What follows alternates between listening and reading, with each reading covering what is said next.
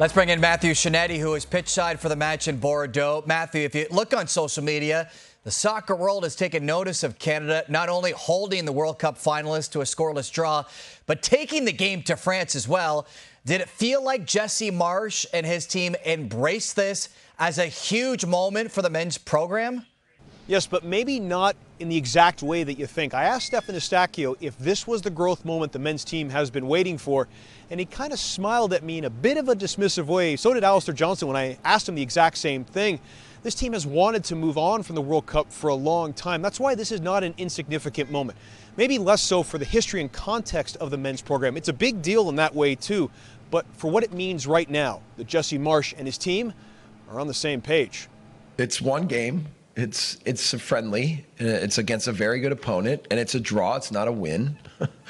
But obviously, there's confidence in the group right now, and they sense the energy of what's being created, and this will help them understand more clearly and believe more in what we're trying to establish.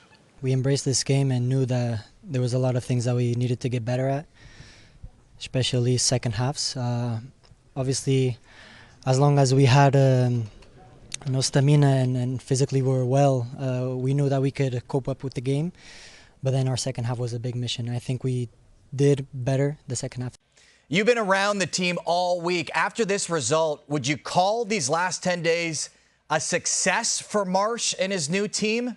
I think it highlights one important point that Jesse Marsch kept making, how smart this team is and how it can adjust. Remember, he made a couple of changes ahead of this game. Stefan Estacchio was back at captain. Maxime Crépeau was back in net. The team adjusted.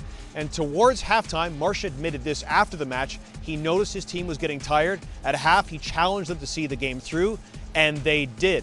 That underscores the intelligence level of this team. Marsch keeps saying that. He has said it all throughout the last couple of days. And even though no one is lifting a trophy here tonight, you could notice as the team was walking to the bus afterwards, they were lifting their heads. There is clearly hope now ahead of that game against Argentina on the 20th. So what do the next 10 days look like before Canada opens Copa America against Argentina? It's been a lot of work the last 10 days, even more work the next 10 days. Jesse Marsch keeps saying he wants to bring other players in to the squad ahead of Copa America. He's going to have to finalize that squad.